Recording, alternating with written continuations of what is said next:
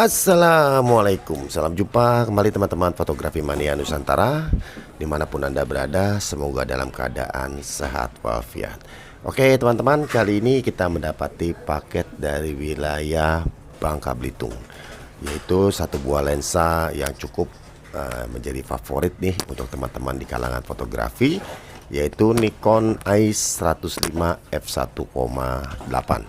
Dan ini penampakannya teman-teman. Nah ini jadi kendala yang dialami oleh lensa Nikon ini, pertama yaitu banyaknya bibit-bibit jamur yang terdapat di semua elemen Nikon ini. Terus yang kedua, fokusnya ini sudah mulai serat ya atau berat. Dan yang ketiga ini ring diaframanya itu loss teman-teman.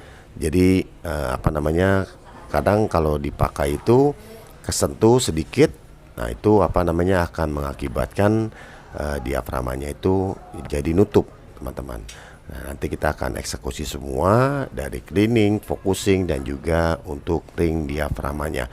Nanti kita akan bersihkan semua biar ini jadi jauh lebih baik lagi untuk dipakai foto-foto hunting maupun modelan dan juga untuk videonya.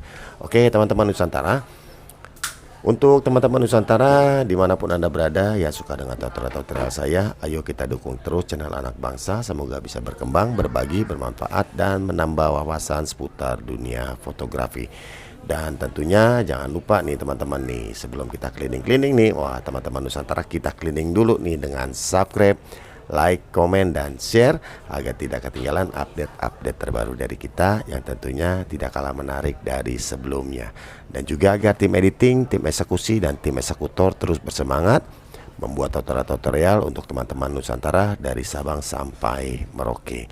Dan jangan lupa teman-teman, biar kita tambah semangat nih, aktifkan tombol notifikasinya agar tidak ketinggalan update-update terbaru dari kita yang tentunya tidak kalah menarik dari sebelumnya. Oke teman-teman Nusantara, jangan kemana-mana, jangan di skip, supaya nggak gagal paham, ikuti keseruannya. Check it out.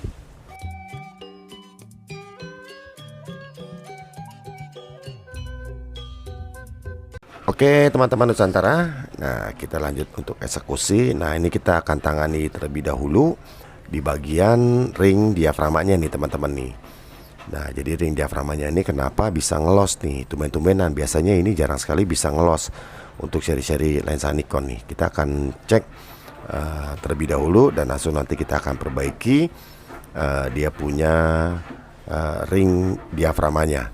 Nah oke teman-teman, jadi untuk lensa Nikon 105 f1.8 AIS ini, nah lensa ini cukup sulit teman-teman kita dapati gitu. Jadi lensa ini itu ada beberapa seri lensa yang cukup sulit kita dapati untuk foto-foto yang bokehnya monster banget ya. Ini salah satunya di 105 f1.8 ini sulit didapat, dan juga ada lensa 85 f1.4 itu juga sulit didapat, dan juga ada seri wide-nya itu di 35 f1.4. nah itu sulit didapat teman-teman. Jadi emang lagi pada zamannya peredaran lensa ini tuh sangat minim teman-teman, karena cukup mahal. Jadi orang di zaman itu tidak pada foto-foto bokeh, karena di zaman manual itu tidak ada orang-orang foto bokeh teman-teman. Nah jadi lensa ini jarang diminati. Nah seperti itu.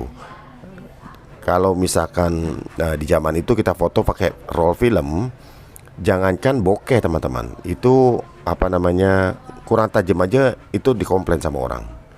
Nah jadi gimana mau pakai lensa yang 105 f1.8 ini, nah itu sangat tidak mungkin teman-teman. Oke teman-teman Nusantara, nah ini tadi kita sudah lihat, ini adalah pinnya ini nggak ada teman-teman. Jadi pin untuk untuk bikin ring diaframanya ini supaya dia lebih berat, atau dia ada kayak stoppernya. Nah ini nggak ada. Nah ini kita sudah bikinkan. Nah ini seperti ini teman-teman. Nah ini kita sudah bikinkan. Nanti kita coba dipasin. Nanti dari situ kita akan tes untuk ring diafragmanya apakah sudah baik fungsinya seperti sebelum rusaknya teman-teman. Nah seperti itu. Nah ini kita akan coba buatkan dulu dengan plat. Nah ini nanti kita pasang, mudah-mudahan ini bisa menjadi satu solusi nih teman-teman nih untuk ring diafragmanya agar tidak terlalu ngelos.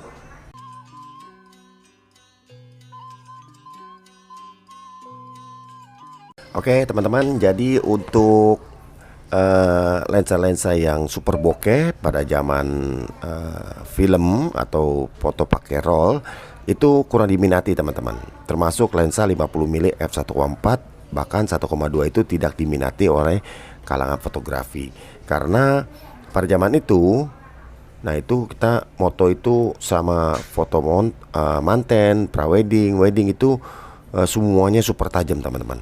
Jadi itu f-nya itu di atas 8 kalau kita foto. Jadi kita tidak tidak perlu untuk beli f1,2 atau f1,4. Jadi f35 sudah baik. Karena apa? Karena kita fotonya itu ke f tinggi. Nah, f sampai 8, 11 supaya apa? Supaya bisa menghasilkan gambar yang benar-benar tajam teman-teman. Nah, jadi pada zaman itu zaman klise pemotretan pakai roll itu tidaklah jarang banget teman-teman. Orang-orang kalangan fotografi yang membeli lensa-lensa monster-monster seperti ini. Nah, jadi saya juga pernah ngalamin moto-moto pengantin ya teman-teman ya. Terus prawedding, terus ya foto-foto hari Kartini dan hari pahlawan. Nah, seperti itu. Terus foto-foto ulang tahun. Nah, itu semuanya super tajam teman-teman. Jadi nggak ada yang foto bokeh-bokeh. Dan itu kalau terjadi atau ada bokehnya, itu langsung dikomplain sama si penyelenggara gitu. Yang punya acara itu langsung, loh kok hasilnya seperti gini sih, nggak tajam. Nah itu dia seperti itu. Nah jadi karena sekarang beda fungsi, nah kita mau cari yang bokeh-bokeh, nah baru kita mencari lensa-lensa yang f-nya besar. Karena sekarang ini kan tidak pakai klisa lagi teman-teman. Sekarang sudah pakai sensor. Jadi untuk kamera Nikon 105 f1.8 ini banyak pakai di kamera Nikon DSLR. Ini tinggal pasuk dan tinggal pakai. Dan untuk kamera Canon ini dipasangkan adapter. Itu adapternya Nikon to EOS. Nah ini tinggal pasang juga. Terus kalau misalkan ke mirrorless, itu ke semua mirrorless itu adapternya juga ada teman-teman. Jadi tergantung teman-teman mau pakai mirrorlessnya apa, Sony. Nah jadi adapternya itu namanya Nikon to Next. Nah seperti itu. Nah oke teman-teman, itu diafragmanya sudah rapi, sudah bagus, sudah mulai agak berat. Nah ini tinggal kita melakukan pengelilingan. Dan untuk pengelilingan lensa si 105 f1.8 ini, nah ini presisi fokusnya ini ada di bagian belakang nih teman-teman nih. Jadi kalau sampai salah buka atau salah pasang nanti akan mentok fokusnya. Fokusnya ini mentok teman-teman. Jadi ini nanti nggak bisa infinity atau nggak bisa di jarak dekat. Nah seperti itu. Nah ini harus diperhatikan di bagian sininya. Dan kalau misalkan teman-teman Nusantara yang kebetulan ada di wilayah Jabodetabek mempunyai lensa seperti ini atau lensa-lensa yang lainnya ingin kita bantu untuk memperbaiki, bisa langsung mampir ke lokasi. Kita ada di wilayah Jakarta Pusat teman-teman. Jadi untuk teman-teman yang kebetulan ada di wilayah Jabodetabek, boleh nanti langsung merapat. Nah kita bantu untuk perbaikan atau merapikan kamera maupun lensa-lensanya. Dan untuk teman-teman yang ada di luar Jabodetabek bisa kirim-kirim, nanti alamatnya teman-teman bisa masuk ke kolom komentar. Nanti kita akan berikan alamatnya, apa yang akan kita lakukan untuk kamera atau lensa teman-teman Nusantara.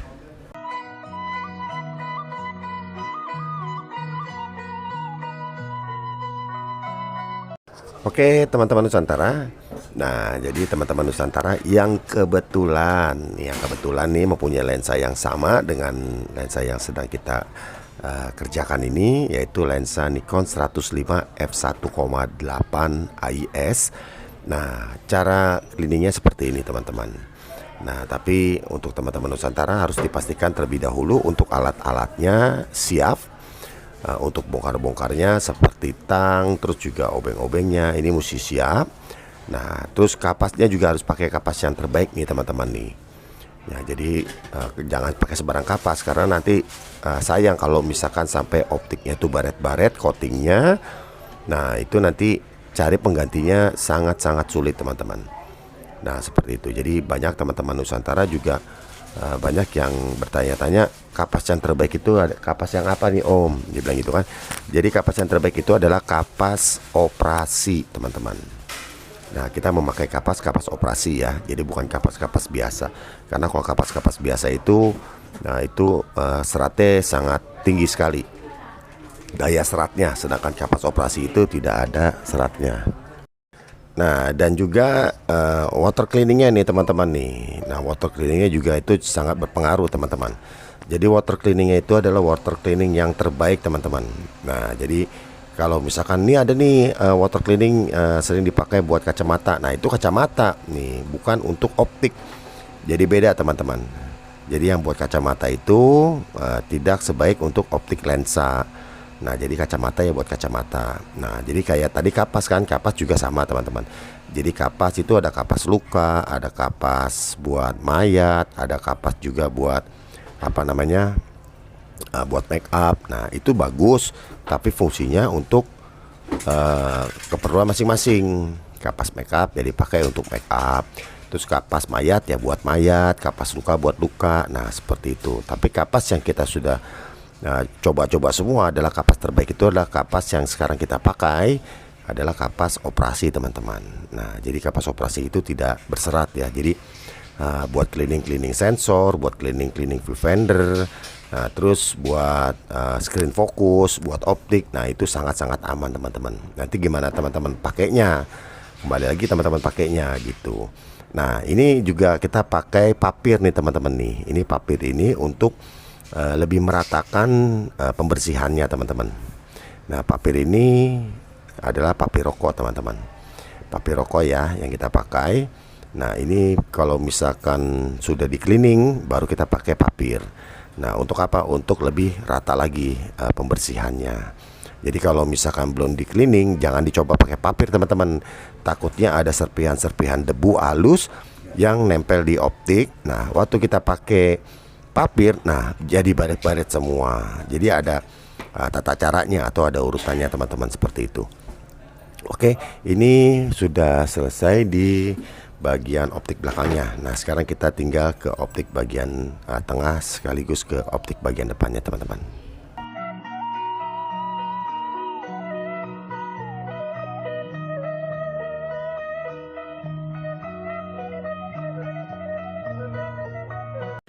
Oke teman-teman Nusantara. Nah, ini pengelilingannya juga harus dilakukan hati-hati sekali. Nah, karena yang dikhawatirkan itu kalau misalkan terjadi sesuatu yang di luar apa namanya prediksi, kayak misalkan jadi baret apa, nah itu sangat berisiko sekali teman-teman. Jadi untuk pengelilingan cleaning lensa, optik, sensor dan yang lain-lainnya itu harus tetap lebih hati-hati. Jadi kapasnya itu harus lebih banyak teman-teman. Jadi harus lebih tebal sehingga stick yang kita pakai itu tidak berasa. Jadi sebelum kita coba ke lensa, kita coba dulu ke tangan kita. Nanti kalau misalkan di tangan kita itu nggak berasa sticknya, sudah berasa aman, nah baru itu kita apa namanya kita pakai. Nah, kalau misalkan masih berasa sticknya, nanti itu ditambah lagi kapasnya. Oke teman-teman, ini kita sudah cek-cek terlebih dahulu ya untuk optik-optik di bagian depannya juga nih. Nanti apa namanya kita lihat apakah ini perlu dibuka atau tidak. Karena di bagian dalamnya tadi kita sudah cleaning. Di dalam jatuhnya di depan diafragma, di depan blade diafragma itu adalah optik paling belakang daripada lensa yang depan ini teman-teman. Nah, jadi itu sudah dibersihkan. Nah, sekarang kita coba untuk bersihkan di bagian paling depan nih. Kalau misalkan ini nanti setelah dibersihkan kita teropong dan itu sudah aman, nah udah tinggal dirakit saja. Kalau misalkan ternyata di bagian tengah-tengahnya itu nanti ada jamur-jamurnya, nanti baru kita akan melakukan pembongkaran. Nah, jadi ya seperti yang tadi kita sudah bahas, pembongkarannya itu harus alat-alatnya siap ya teman-teman ya. Jadi dari apa namanya obeng-obengnya, tang-tangnya, terus alat-alat yang lain-lainnya itu harus benar-benar pas. Karena untuk lensa ini diameter depannya cukup besar. Kalau misalkan teman-teman alatnya nggak safety, yang dikhawatirkan itu nanti apa namanya dia punya kena optiknya teman-teman. Jadi meleset kena optiknya. Nah itu sangat berisiko sekali teman-teman.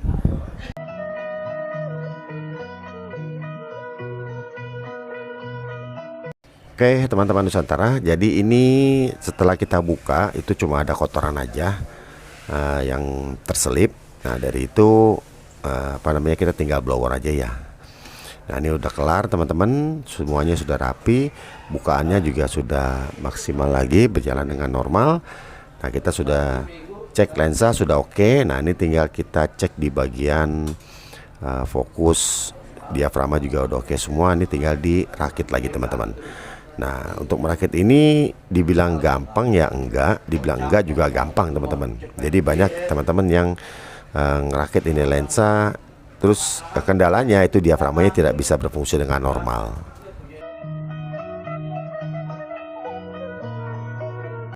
Jadi setelah dirakit, nah kita cek bagian diafragma, itu cuma diafragma doang teman-teman. Jadi yang agak nanti takutnya kurang presisi. Kalau untuk fokusnya pasti aman. Jadi yang biasanya kendalanya itu ada di bagian diafragma. Jadi bukaan diafragma, tendangan diafragma itu tidak berfungsi dengan normal. Nah oke teman-teman, ini sudah celing banget ya, teman-teman bisa lihat tuh. Wah mantep banget. Nah ini tuh bagian depan dan belakang, ini diafragmanya juga sudah berfungsi dengan normal. Nah ini sudah oke banget. Nah, nanti tinggal kita kirim balik ke Bangka Belitung. Oke teman-teman Nusantara, terima kasih yang sudah mengikuti tutorial ini dari awal hingga akhir. Semoga tutorial yang sederhana ini dapat menambah wawasan dan inspirasi baru seputar dunia fotografi. Sampai di sini, terima kasih dan wassalam.